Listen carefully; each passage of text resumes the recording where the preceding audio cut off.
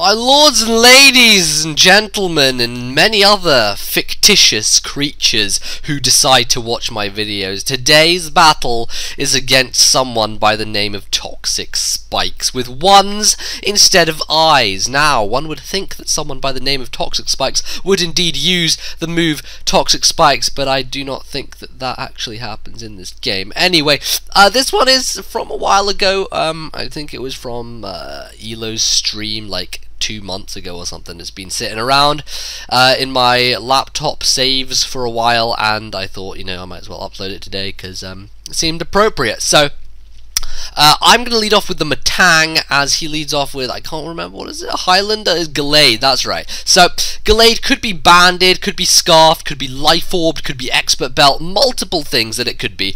Judging from that amount of damage though, I'm pretty sure it is not banded. I'm sure banded would have done a lot more than that, and I'm kind of have the inkling it's scarfed, seeing as I see no life orb recoil, so I think it's scarfed, not quite sure. I'll try and confirm that later, but that's my current thought process. So Meteor Mash is what I'm going to go for first of all. He's got his defense lowered from close combat, so if he goes for another one, he will not be able to kill me. Then I'll be able to strike him back with a mash and take him down. But in comes Tango. Toxic misses for me, which I'm like, that's really annoying, you know, after Mash has missed, because Mash missed, then Toxic missed, then he hit Sleep Powder, so I'm like, well, this is a terrible situation. I'm going to just have to keep Matang around. I don't want him, you know, waking up and then having something else go to sleep. He's probably the best thing to go to sleep at this point, so I guess that's what I wanted to do. So I go into Jirachi thinking I can probably set up Calm Minds on this guy, a resist Power Whip, so I thought it'd be a good time to go into Jirachi and, you know, resist the hit.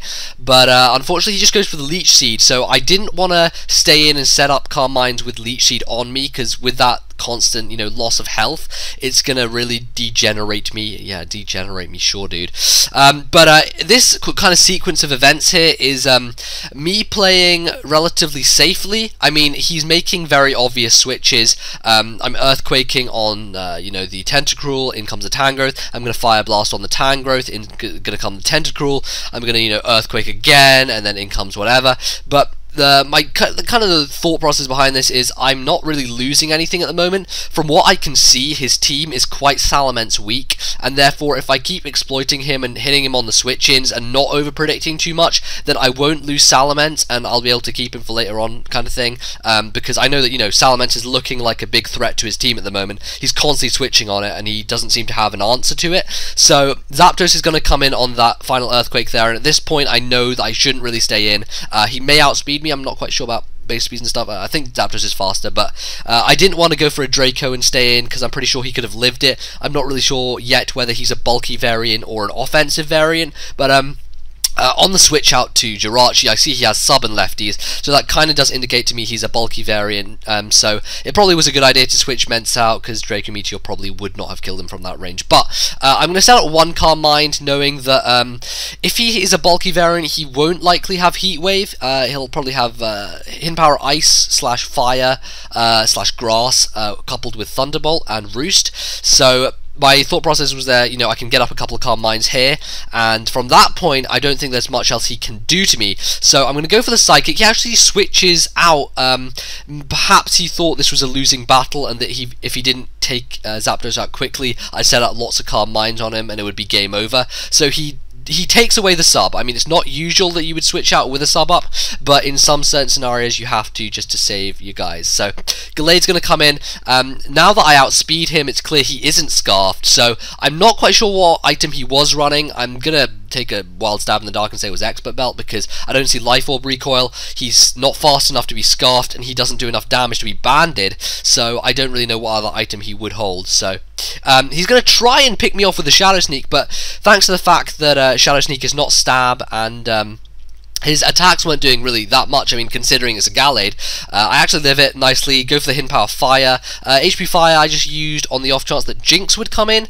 I mean, Psychic would still do a lot to Jynx because its, you know, defenses are pathetic, they're paper thin, but I thought HP Fire would take him out anyway, and maybe if you wanted to resist a hit, it would be more beneficial. So Zapdos is going to come in. That's going to die from a Psychic. I just outspeed it and it dies, so I guess that does confirm again he was bulky and is not able to outspeed my man. Frickin' Super Archie. Super Archie is pretty much a monster, but in comes Porygon Z. And I'm thinking, you know what, at this point Jirachi's cleared out a lot of his team and I don't have much use for it. I still have lots of guys left in the wings who can do cleaning up later on, so I'm going to leave Jirachi in here as fodder. I thought even if he was scarfed then I wasn't too worried, but he turns out not to be scarfed. He turns out to bluff the scarf, be life orb, and I pretty much take him down to where Landorus can come in, scarf U-turn, finish him off, and although I'm not going to get switch advantage, I am able to go for a strong position. I can bring in Salamence, which is quite a strong play, knowing that his team is relatively weak to it. And he goes to Jynx, and I think he switched into it relatively quickly,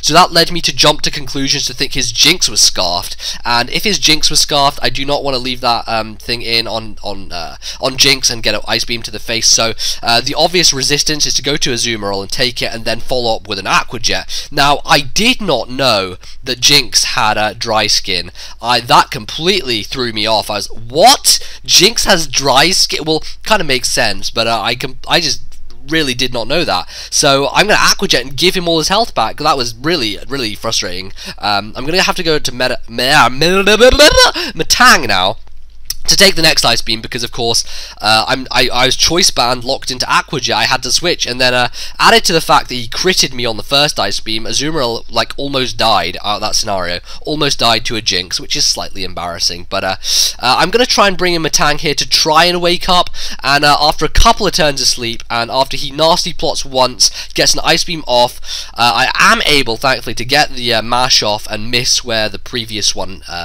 hit where the previous one missed, sorry. So at this point, I'm not too afraid. I think Tangrowth is his last, so I have still got freaking Azumarill in the wings, I've still got K9 in the wings, and I have multiple other answers to this guy. I decided to just stay in Toxic just for the pure fun of it, because I want Toxic to hit this time as opposed to missing like it did last time. So he's going to put me back to sleep, which is fine. The best thing to go to sleep would be Metang at this point, so not really too worried about it. So he's going to go for the Leech Seed, would have killed my Azumarill, but I do manage to dodge it, get a little bit more hacks than my favourite at this point in the game, and I'm just going to go for a Double Edge and kill myself, because after that Double Edge is hit, I know that I can 100% KO this Tangrowth with Arcanine. Not that I wouldn't be able to already, but I just wanted to confirm it in my mind and, you know, make it a bit more safe. So as per usual, McBoss himself is going to come in, clean up, you know, do the dirty, and finish up the game, you know, as per usual.